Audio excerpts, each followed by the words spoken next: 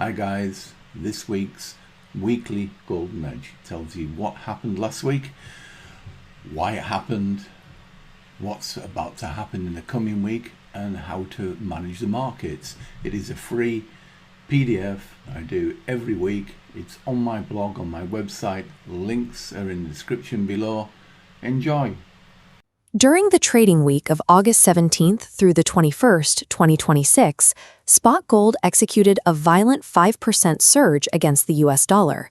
By late Friday afternoon, the spot price closed at $4,608 per ounce, hitting multi-month highs and sealing its strongest single week of trading since the spring. This chart maps the exact breakout path. Opening at $4,385, it dips briefly, then rides a steep ascent into Friday. The turning point is unmistakable. Midweek, the price action compresses, bottoms out at $4,325, and instantly expands into a vertical rally. Spot markets of this size don't jump 3.5% in a single afternoon on retail speculation alone. A sudden vertical repricing on this scale requires a dominant macroeconomic catalyst, forcing institutions to move capital all at once. To understand that Wednesday's anomaly, we start with the baseline rule of non-yielding assets. Gold pays no yield, meaning its price is heavily dictated by real interest rates, the return investors give up by choosing a yellow metal over government bonds.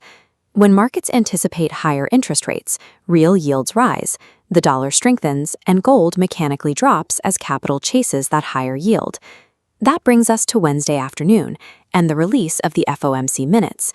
These official records of the Federal Reserve's recent meeting show exactly how aggressively the central bank plans to manage interest rates. The July records were stark. The committee voted 9-3 to hold rates steady, revealing 3 regional presidents dissenting in favor of an immediate hike. This was the most divided and hawkish committee vote since 2016.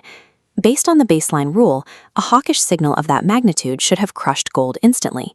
Instead, gold registered a massive 3.5% intraday surge at the exact time those minutes hit the wire. The market essentially ignored the most hawkish Federal Reserve signal in a decade. This immediate divergence between policy and price suggests that the traditional hierarchy of macro drivers has been disrupted by a separate, more dominant catalyst. That hawkish Fed signal collided directly with a massive announcement from the US Treasury Department, issued on the very same day. The Treasury declared it would at least double its liquidity support buybacks of longer-dated coupon securities. This is a mechanism where the government steps in to purchase its own longer-term debt, injecting cash into the system to stabilize the bond market. The Treasury had a specific objective. 30-year yields were climbing toward 19-year highs, threatening to break the government's ability to finance its deficit. By buying back those bonds, the Treasury forcefully capped those long-end yields. The secondary market reacted immediately. Stripped of the support from rising yields, the US dollar index collapsed, sliding to a multi-month low of 98.80. With the dollar falling and real yields collapsing under the weight of Treasury intervention, the dollar debasement trade drove gold's violent upward repricing. This chart of daily percentage changes illustrates the sheer scale of that intervention. Wednesday stands out as a massive 4.37% daily gain, completely dwarfing the rest of the week's trading action. Looking at the daily true range, the deviation is even clearer. Wednesday printed a $199 trading range. That shatters the 5-day average of $116, isolating the exact session where the Treasury stepped in. When a central bank attempts to manage inflation, while the government actively debases the currency to maintain debt sustainability, fiscal dominance wins, and gold explodes. Before that massive surge, gold tested the waters. In the early Asian session on Wednesday, the price dropped to a low of exactly $4,325, but despite the looming risk of the Fed minutes later that day, it refused to break lower. That refusal exposes a massive, hidden bid sitting right beneath the spot market, ready to absorb any significant dip. The source of that support comes from the official sector. Central banks, acting on long-term mandates to diversify their foreign reserves away from the dollar, purchased a record 289 tons of physical gold in the second quarter alone.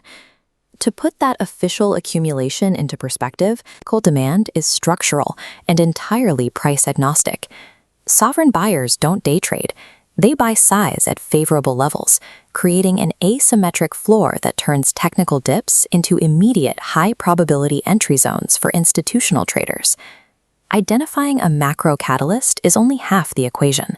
The execution relies entirely on liquidity overlap, the specific windows during the day when multiple global trading centers are active simultaneously. Price expansion is strictly governed by the sun. This institutional execution heat map maps out the average hourly price ranges in gold across a standard 24-hour cycle. Notice the tall yellow bars representing the prime execution window between 13 and 17 UK time. This 4-hour block is the crucible. It is the exact window where major US economic data releases collide with the deepest combined liquidity of European and American trading desks operating simultaneously. It is no coincidence that Wednesday's historic $199 true range explosion, driven by both the Treasury and the Fed releases, occurred exactly within this prime liquidity window. Contrast that with the dead zone between 18 and 22 time. As the U.S. afternoon fades, volatility flatlines and spreads widen, making it a highly inefficient time to initiate a new position. Having a perfect macroeconomic thesis is useless unless your capital is aggressively deployed precisely when institutional liquidity is deep enough to move the market. Coming out of a historic 5% week, the technical landscape has been completely reset, establishing a newly elevated battleground for traders. This chart maps the forward layout.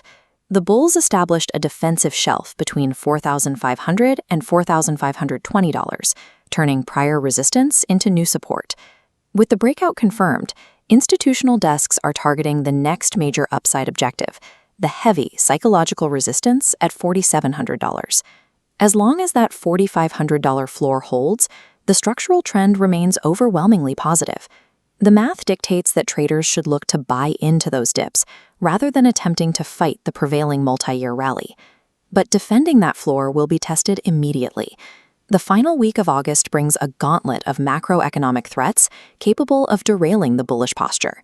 The apex event risk of the week is the Federal Reserve's annual Jackson Hole Symposium, where central bankers signal their long-term policy shifts.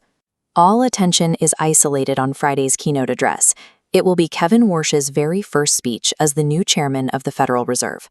With markets pricing a 30% chance of a September rate hike, a hawkish Warsh keynote could trigger a sudden dollar bounce, back above the 100 level, violently capping gold's rally and triggering an aggressive sell-off. Even before Friday, traders have to navigate Wednesday's core PCE print, the Personal Consumption Expenditures Index that excludes volatile food and energy. A hot read on the Fed's preferred inflation gauge will instantly revive rate hike fears. Because late August books run notoriously light, liquidity is dangerously thin. Traders must dynamically size their positions against a $116 5-day average true range, keeping stops wide enough to survive the chop. In the modern era of macro trading, structural central bank accumulation provides the floor. But as we saw this week, the US Treasury's need to manage its debt will continually challenge and overpower the Federal Reserve's control of markets. Well, I hope you enjoyed that information. Don't forget, the links for the PDF are below and always on my website. Also, always completely free. I think you might like this next video.